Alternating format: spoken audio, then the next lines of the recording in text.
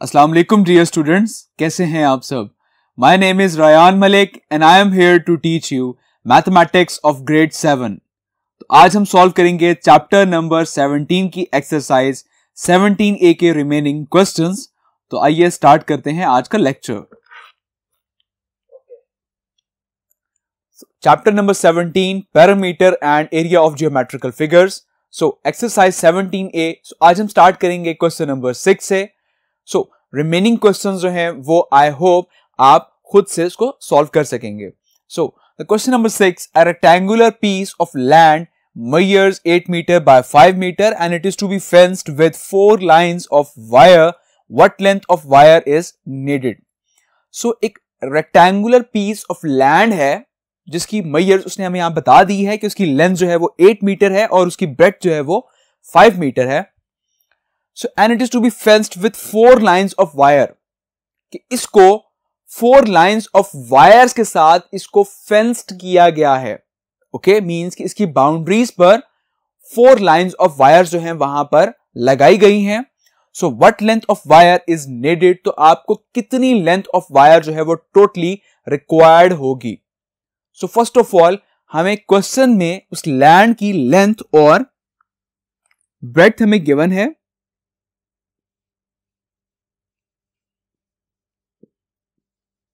Length of land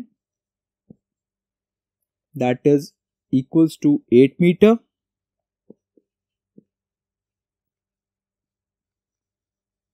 and the breadth of land which is 5 meter. So first of all हम इस land का parameter calculate करते हैं and as we know that parameter is equals to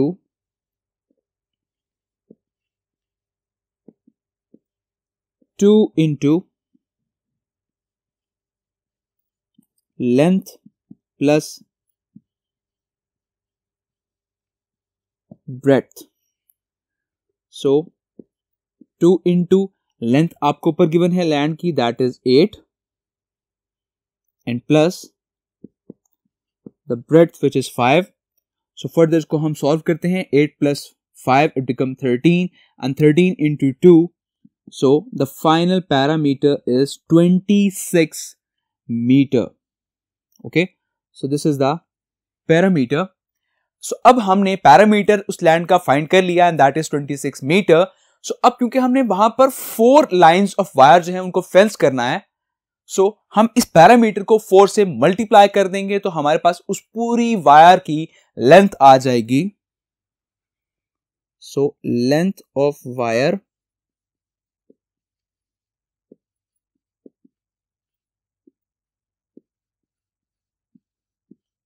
needed that is equals to 4 multiplied by 26. So 4 into 26 it becomes 104 meter. Okay, so 104 meter wire की length आपको required होगी उस पूरी लैंड को 4 lines of wire के साथ fence करने के लिए। Clear? So move to the next question. Now, question number 8. Find the area of shaded part. So, आपके पास यहां पर एक स्क्वायर डायग्राम आपको शो हो रही है।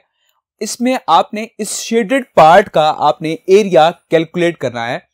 सो हमारे पास यहां पर जो इनर स्क्वायर बॉक्स है उसके हमारे पास लेंथ और ब्रेड्थ भी गिवन है और सिमिलरली जो आउटर स्क्वायर है उसकी भी हमारे पास लेंथ और ब्रेड्थ गिवन है। सो यहां पर हम करेंगे क्या कि हम सबसे पहले इस इनर स्क्वायर का एरिया फाइंड कर लेते हैं और उसके बाद हम इस आउटर स्क्वायर का भी एरिया फाइंड आउट कर लेते हैं। सो फर्दर हम क्या करेंगे कि इस आउटर स्क्वायर के एरिया में से इनर स्क्वायर का जो एरिया होगा उसको हम सब्ट्रैक्ट कर देंगे तो आपके पास सिर्फ ये शेडेड एरिया आ जाएगा। क्लियर? सो यहां पर हम सबसे पहले कैलकुलेट करते हैं area of inner square.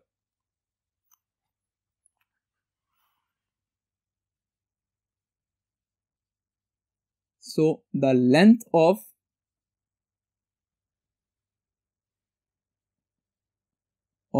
inner square and that is equals to 9 meter और similarly इसकी ब्रेड्थ भी सेम है. सो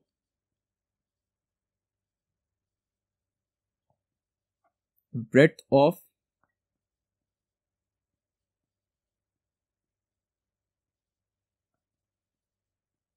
that is also 9 metre.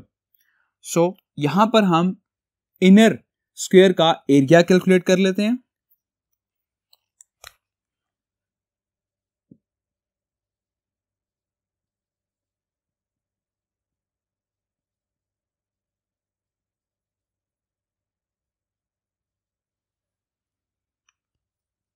which is area is equal to length square. So length है यहां पर 9 मीटर, तो इसका हम स्क्वायर लेंगे तो आपके पास फाइनल एरिया आ जाएगा 81 metre square. Now the area of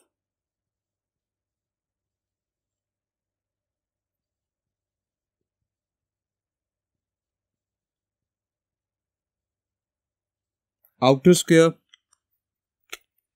सो यहां भी आपको आउटर स्क्वायर की लेंथ गिवन है विच इज 15 मीटर और आपको ब्रेड्थ भी गिवन है.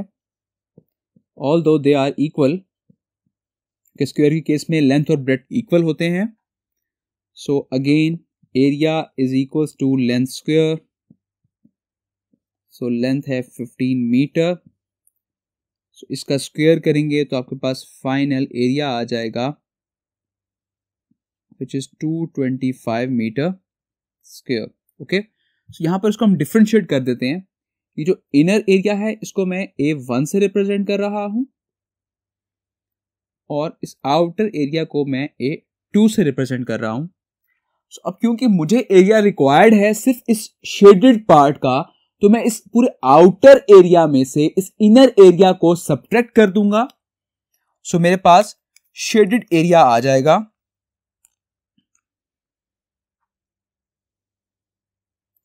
सो area of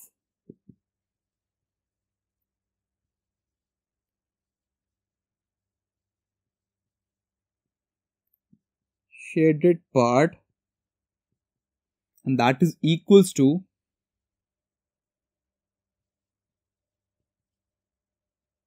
outer area minus inner area.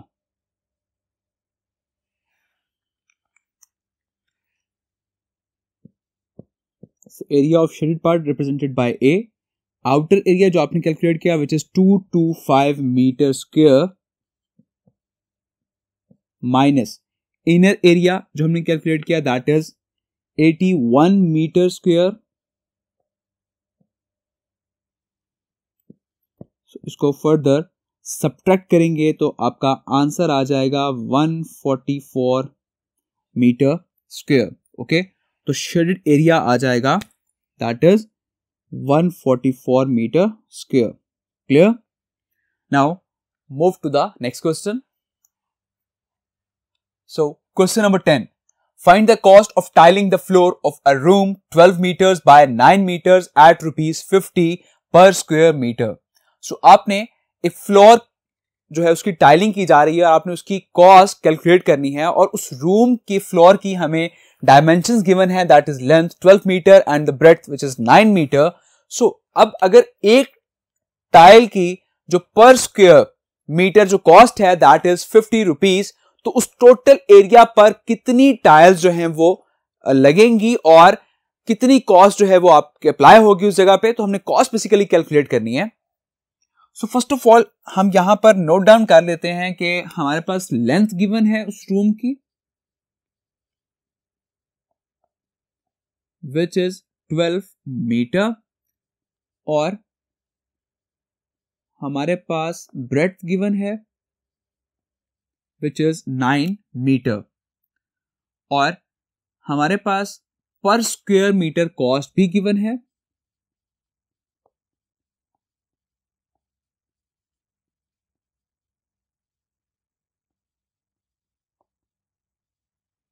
And that is ₹50। Clear? सो अब अगर हम उस पूरे फ्लोर का एरिया कैलकुलेट कर लें तो हम उसकी कॉस्ट इजीली कैलकुलेट कर सकते हैं। सो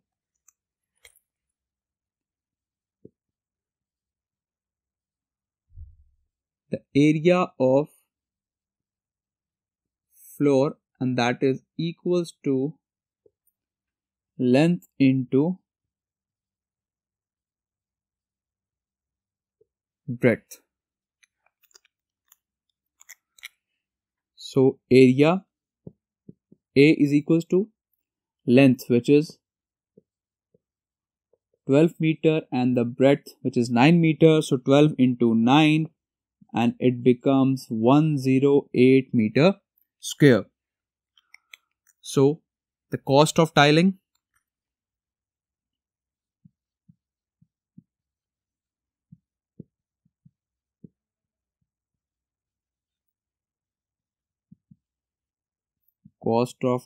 the floor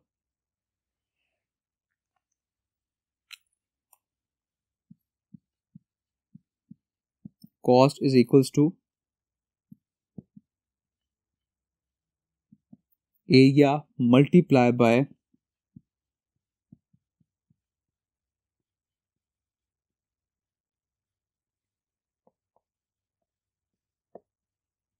cost per square metre.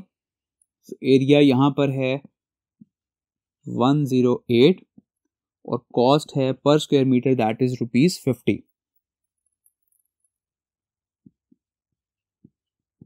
Okay, so 50 से फर्दर इसको जब मल्टीप्लाई करेंगे तो फाइनल आंसर आ जाएगा ₹5400। So this is the final cost.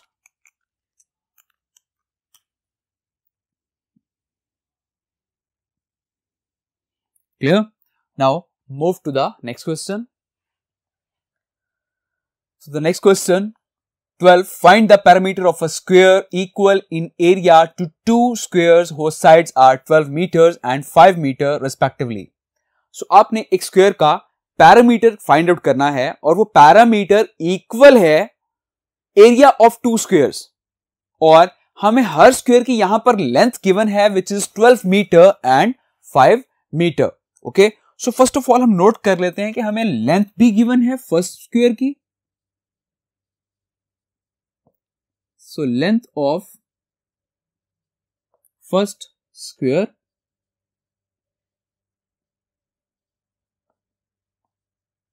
which is equals to 12 meter and length of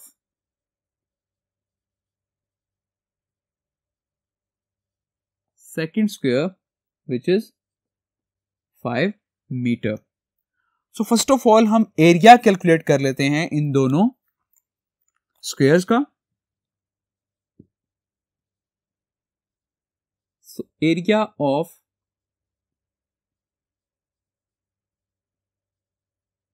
first square, so इसको मैं यहां पर रिप्रेजेंट कर रहा हूं A1 से। So A1 is equals to L square. So first square की हमें लेंथ गिवन है which is 12 metre,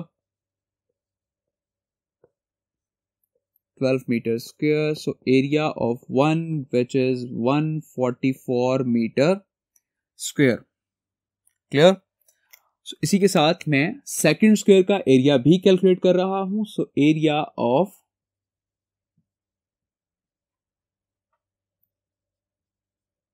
second square that is equals to, यहां पर रिप्रेजेंट कर रहा हूं मैं सेकंड स्क्वायर को A2 एरिया से, and that is also equals to L square. So A2 L length which is 5 metre, so 5 meter square and A2 5 का square करेंगे it becomes 25 meter square. So अब हम उन दोनों स्क्वायर्स के equal जो एरिया काउंट बन रहा है हम वो फाइंड आउट कर सकते हैं।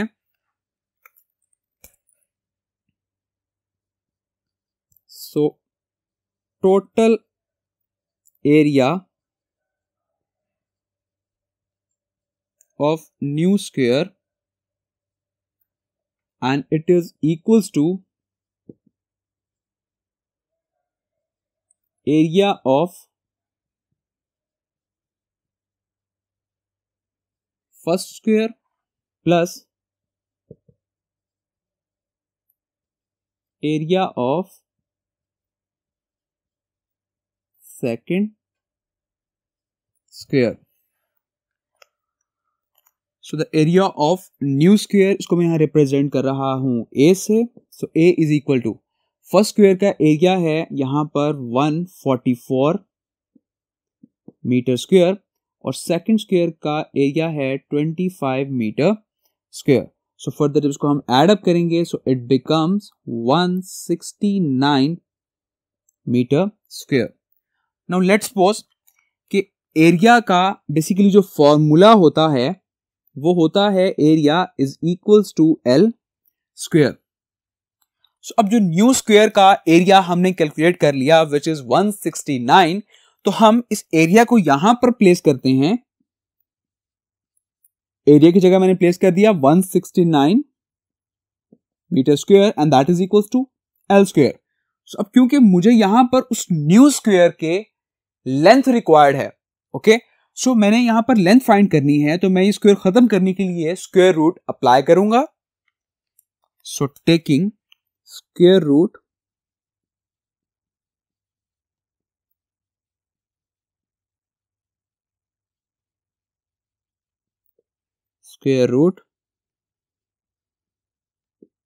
on both sides.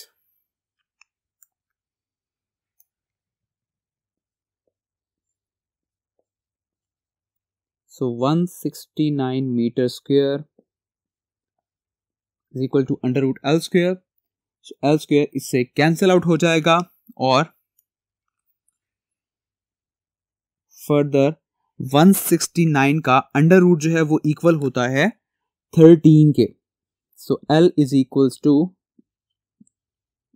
13 metre. Clear?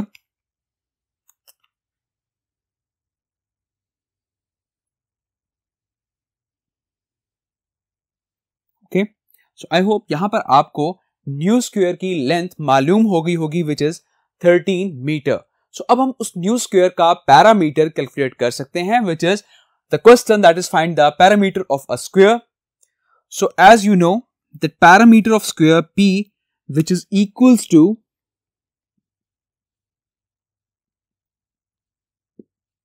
parameter of square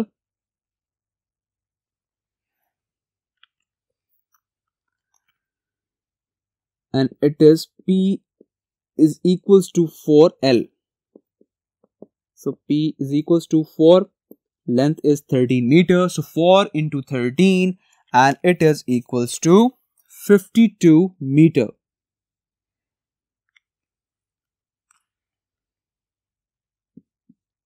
So the parameter is equals to 52 meter. So this is the parameter of new square.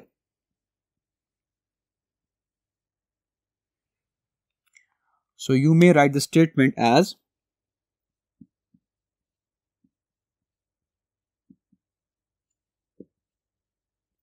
the parameter of